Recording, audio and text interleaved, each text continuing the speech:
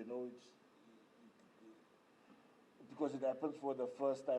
In many senses, this particularly the conducting of this survey is historic in that we haven't done it for a long time, and we struggled for a long time to get the necessary funding. And when Werner speaks, you will understand about the complexity of this particular survey. And you have been invited as the media because we acknowledge that in a process of data collection, an operation like this, and we've again experienced it during the census, there needs to be very solid partnership between various people and ourselves in that what we call the data ecosystem. And the media for us plays a significant role in that ecosystem in the sense that it explains, it is the vehicle, it is the medium through which the Statistician-General, Statistics South Africa, can speak and explain and convince people that without them, who are the respondents and another very critical partner in that ecosystem, the data collected and the reports and the information made available for decision making would either be very poor or would be non-existent. So in that sense, I'm just making that statement to underline the importance both of the media and of the respondents. And lastly, before I hand over to the Statistician General, I'm also told that we have some guests from Eswatini for this week, and they are here. We welcome them very specifically. We're always very happy to have guests that we can entertain. We like entertaining the South Africans. And by way of introduction, we have Risenga Maluleke, and by now is it public knowledge already, sir? Yes, it is public knowledge, I can say. His contract had just been renewed, or recently renewed, so he's going to be the Statistician General again, the second term. Sir, I welcome you.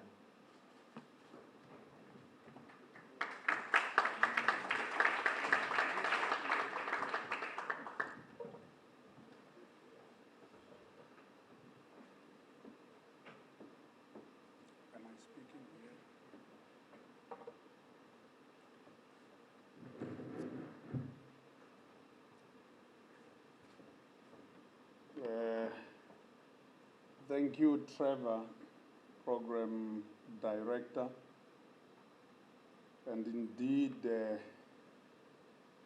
before I take note of the protocols, I don't like this boys' choir.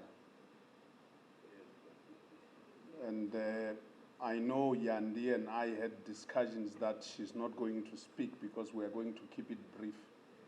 But being the mandating DDG, acting DDG, she doesn't have to speak. But Trevor, you're going to run your program from where Felicia sits, so she comes and joins us because she's in charge of the program. She doesn't have to speak, but she is coming to sit with us. I just don't like the optics here. In the Roman Empire, they used to allow someone to be a dictator. So if once in my lifetime you allow me to be a dictator, I can do as such. I'm not the program director, but I can make those changes. So, but let me, by way of wanting us to talk on issues of the launch of the Income and Expenditure Survey, let me greet all of us who are here. I haven't been made aware of members of the Statistics Council if they are here, but they do come and attend at times and join us during these launches. And if there is any of them, even online, let me take note of them. Let me take note of members of the media and take note also of StatsSA staff members the chief directors in Stats SA happen to have been here today on a gathering which they meet regularly. But of course, there is the colleagues that assist the Statistician-General to steer the organization in the form of the EXCO, particularly the Deputy Directors General and Acting Deputy Directors General who are here. Trevor, you have already noted the delegation from Eswatini that is led by Ubaba Dlamini. And he comes with Babu Zwane and Ms. Mdluli for purposes of noting them so that they are not disappearing in the mist amongst us. They are the only ones I will ask to rise. They are seated at the back. In that order, thank you indeed. Our former Acting Deputy Director General, who started this work, who has now joined the World Bank, Nozipho Shabalala, also has the time to make graces to this occasion. She's seated right at the back. She will wave at us in case we have forgotten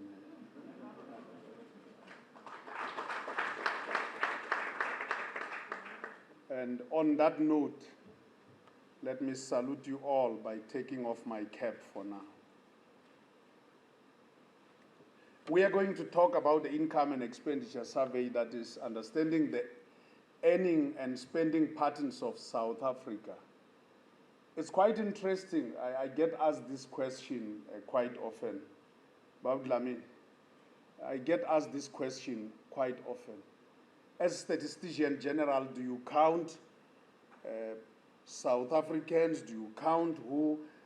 The responsibility and the remit of a Statistician General is to count everyone who finds themselves within the borders of South Africa. It's not our job to encourage lawlessness, and there are those who enforce the law. Our job is to count.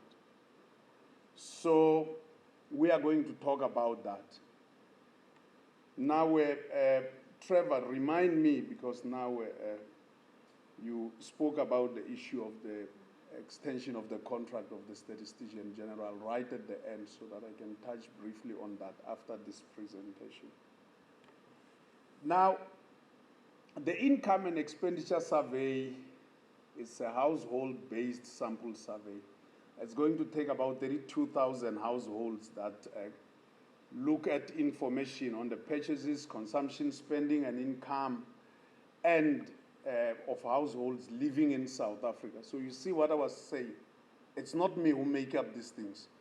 Yandi and Verna, who prepared the slides for me, they said, don't forget to mention everyone living, all these households living in South Africa, in case you think I make up these things. The 2022-23 Income and Expenditure Survey is aligned with the 4 strategic outcomes of the organization. We will remember one of the things we have said in our strategy is that we would like to improve lives through the data ecosystem. And we have put ourselves through 4 themes that we'll look at: insightful data, an agile operating model, indeed an interconnected statistical system, and therefore will transform our capabilities. And as such, as we do so, we have committed ourselves over time that we will sustain the quality of national indicators so that we don't fail as a nation. We have independence to uphold, but we have a responsibility to make sure that we uphold the quality of national indicators so that we can support the National Development Plan and all the policy options that we have within the rubric of a framework that the country is planning on. So it's always very good to say we will actually extend our hand there and make sure that information is available.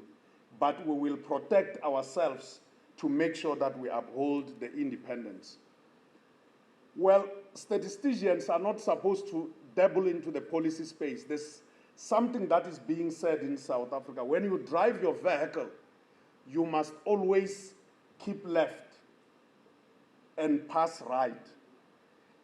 So you keep in your lane. As statisticians, we can look at all the National Development Plan in terms of the Vision 2030, and of course put that into the context of the Africa Agenda 2063, which coming out of 2013 projects 50 years forward. And indeed, if you look at the Sustainable Development Goals that are talking about the Development Agenda 2030 that says we'll leave no one behind.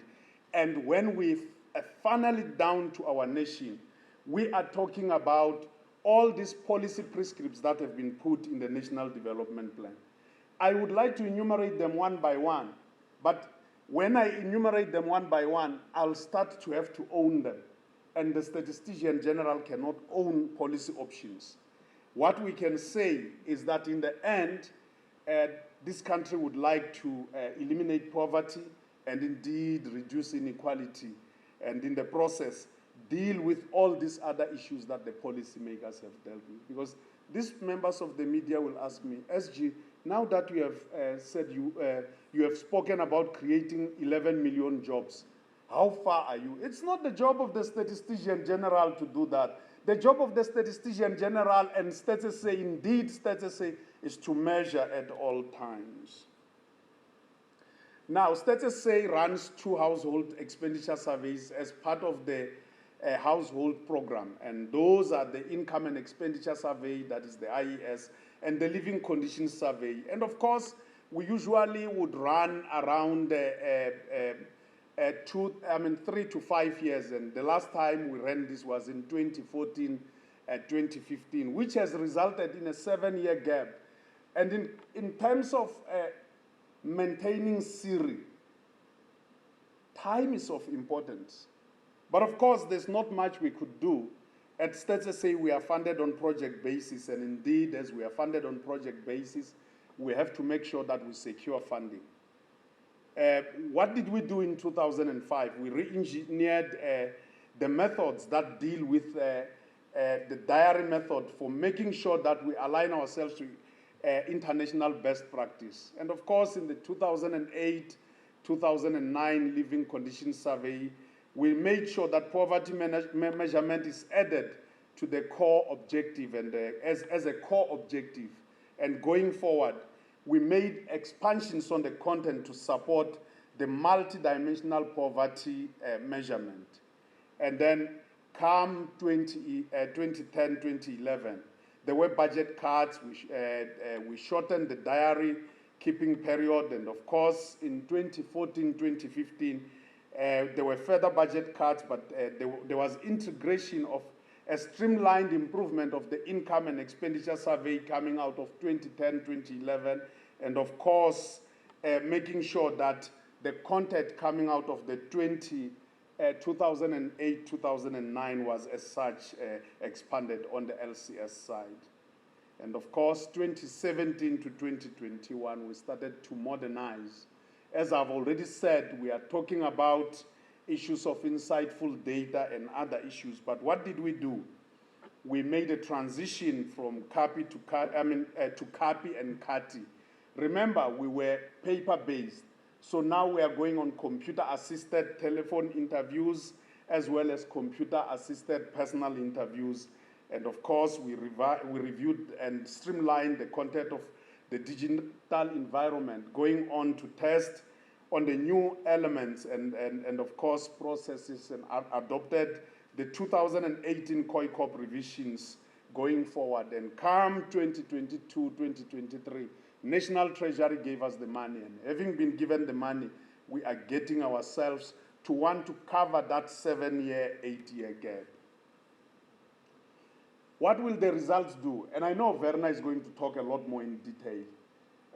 Verna and Yandi and Pat were saying to me, I get a lot more boring, Trevor, when I talk into detail. So they kept me at a high level. But on price stability, we will update and reweight our CPI basket of goods and services, and of course on the economic side, on the economy side, as in economic dynamics, we will profile a household economy, the input for the development and maintenance of the national accounts, and of course, life circumstances, service delivery and poverty. We will make sure that we deal with the updating of the money metric, multidimensional as well as subjective poverty profiles. And of course, going forward, putting a profile of updating issues of inequality and in the context of poverty. Now, where are we coming out of 2015? Firstly, we can see, and the National Development Plan says we will track the lower bound poverty line as a way of measuring poverty in our country. And we can see that color in the middle. It was going steadily down, coming out of 2006 to 2009, going down all the way to 2011. But in 2011, it started rising. And which way will it go in the 2022-2023? Members of the media, don't ask us which way it will go. Because you see, I usually visit my Sangoma in Hlabuyalinga. And when I visit my Sangoma, he throws the bones. He or she throws the bones. And then I ask them, which way will the contract of the SG go? They say something big will happen, but they don't know. Now I live there not knowing whether it will be renewed or not renewed, but something big is going to happen. So now, even with ourselves, in line with the way my Sangoma and Hlabuyalinga puts it, we do not know the 2022-2023 how it will look.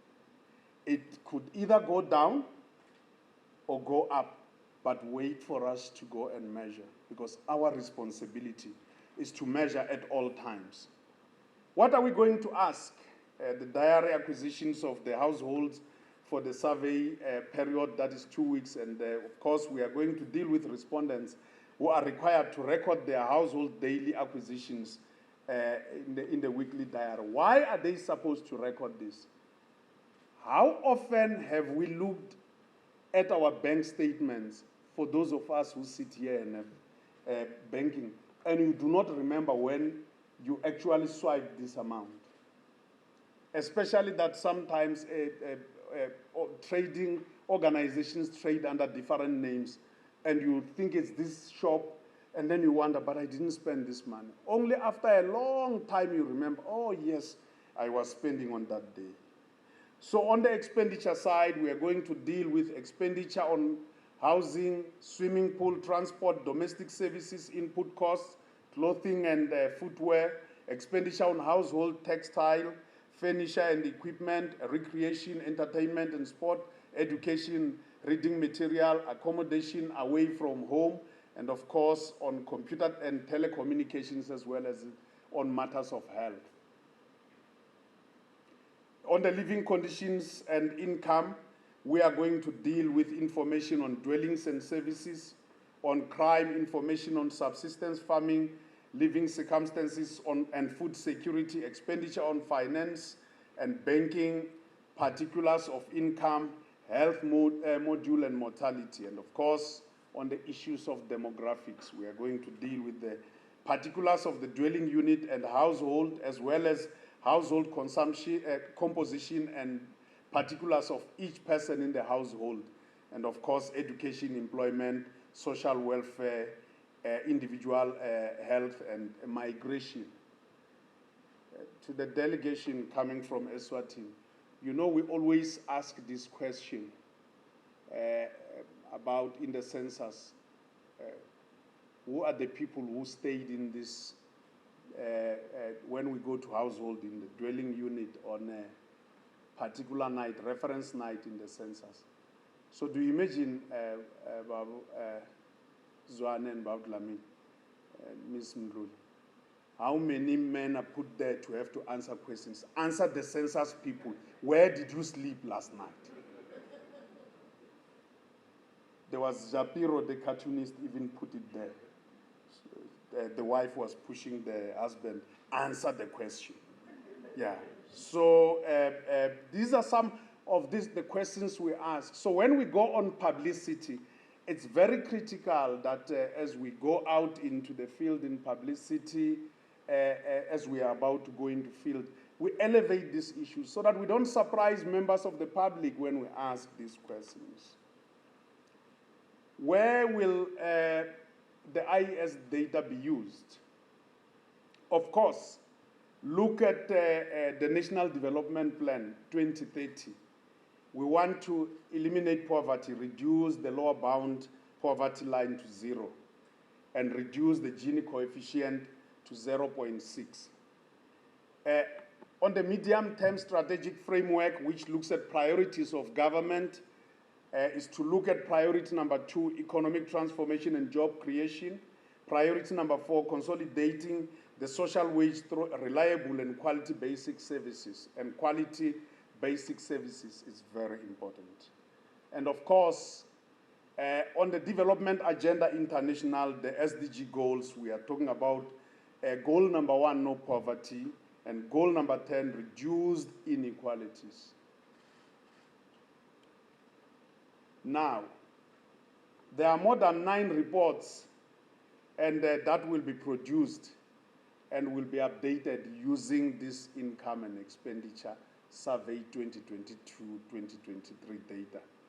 I would like to read them all, but I will spare you the space because the team that is here is saying I must be brief. The sample is designed to be representative at national, provincial level, and of course within the provinces and at metro and non-metro levels. And who is in? All urban, rural and traditional areas, all dwelling types including workers, hostels and family units, and who is out? Institutions such as hospitals, prisons, old age homes, student hostels, dormitories for schools, hostels, lodges and guest houses. What to expect in the coming month? 12 months, let's start with 12 months. We are saying that data collection will start 7th November all the way to the 2022, all the way to the 26th of November 2023. And of course, a household is sampled for a period of 6 weeks, and the households keep the expenditure diary for a period of 2 weeks, and there will be multiple visits to households. And of course, interviews will be face-to-face, but they will be carrying those gadgets.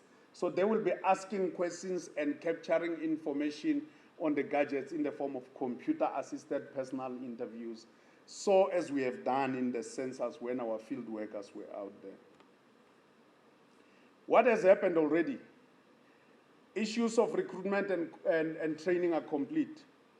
Publicity will continue until October 2023. So these issues that we should not surprise members of the public have to continue. And as I'm saying, recruitment and training have been completed. We can see that there's been a lot of work in initial recruitment, publicity and training, national training, final recruitment, and of course, 547 contract posts, including district survey coordinators, survey officers, publicity officers, and of course, all the way to the 26th of October, we dealt with provincial coordination, not provincial coordination as well. We dealt with provincial training. You know, I see as well and I think of provincial coordination. Now, what are we going to do going forward? All the way which is completed already or ongoing will be publicity operations, data collection operations, starting as of the 7th of November this year, all the way to the 26th of November 2023, and of course, diary keeping 14th November 2022 to 13th November 2023, and of course, midterm debriefing 19th and 20th of April, as well as the 3rd and the 4th of May, and all the way to the end of field work going into next year. Who can help, or how can you help? Firstly is that for sampled households, support the collection process by allowing access to survey officers. Allow them. They work in all conditions, in the undulating hills of our country, in the plateaulands, in the villages. They trudge all the mountains and the hills that we can find. They also walk in the dry footpaths of our country. They have to knock at our doors, talk to everyone. They have to talk to members of the public. They have to talk to people that they have to reach out, civic leaders. Be kind to them. Give them water. Allow them to use ablution facilities. As you know, the public ablution facility system in our country, you don't find any in the cities. So allow them. You know, when they go and pay Mahadi, Lobola, I'm not talking about Mahadi, the person who sits next to Ashwell. They say that when they pay Lobola, before they start negotiations, Joe, they say, Timzana boy, we have tied the dogs. So please allow our field workers and tie the Rottweilers, the German Shepherds. We cannot have our field workers having to run away from data collection because they are being enumerated by the dogs. They must enumerate the people. They cannot be enumerated by the dogs. So we are saying that our survey officers will follow all the protocols. On the farms, we have a very good working relationship with the farming community. Local communities, even in rural settlements, the traditional leadership system, and of course they will be carrying the status say identification card, and of course they will have a cap. When I say they will have a cap, I mean they will have a cap. They will be wearing their cap.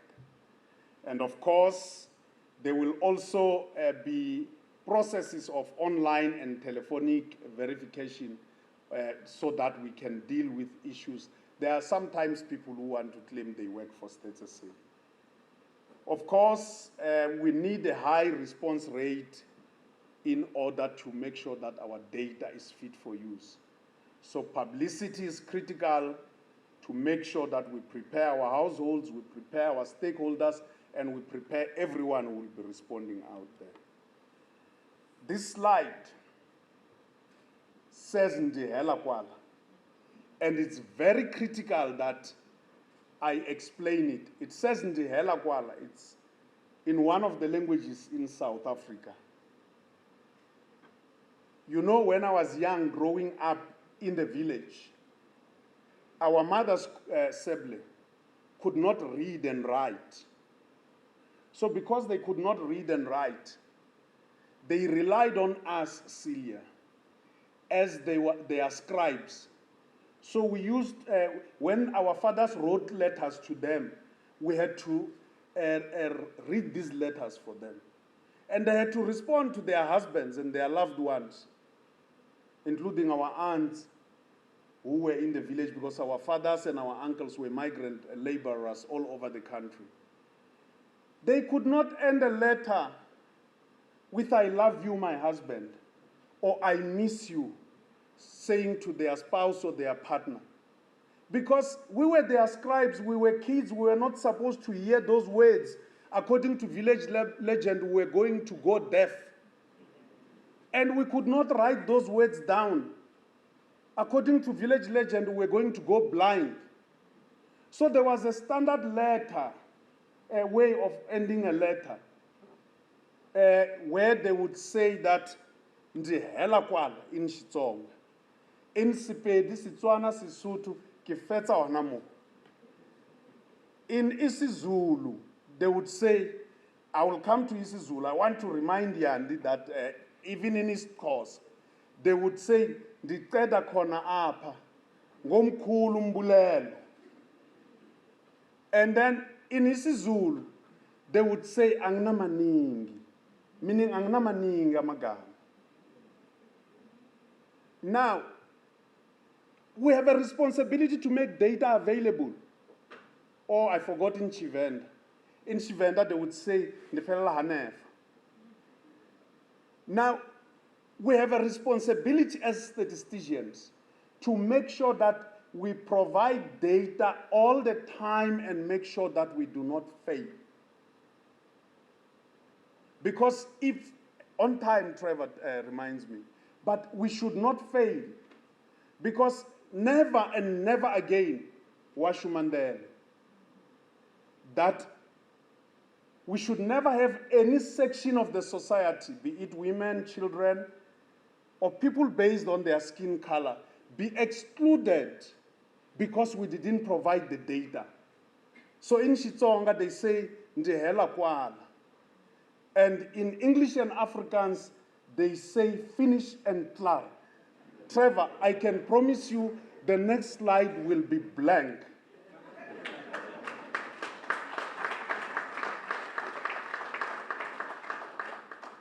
Now that Trevor has spoken about this issue of the contract of the Statistician-General, you know, colleagues, the 1st of November is very critical. In my life, I started working, not working peace jobs, Ben Bosch. Ben Bosch is a union leader for the house. Not working peace jobs here in Johannesburg. When I started working on the 1st of November, which was a Sunday. So I reported for duty on the 2nd of November, which was a Monday. So when this country deemed it fit that they wanted a Statistician-General to serve, the second Statistician-General in our democratic country to serve, the powers that be asked me to serve. Now, today is the 1st of November, so yesterday I concluded the first term of my contract as in the first 5 years. So as of today, we are starting the second tranche of the contract. But the fact that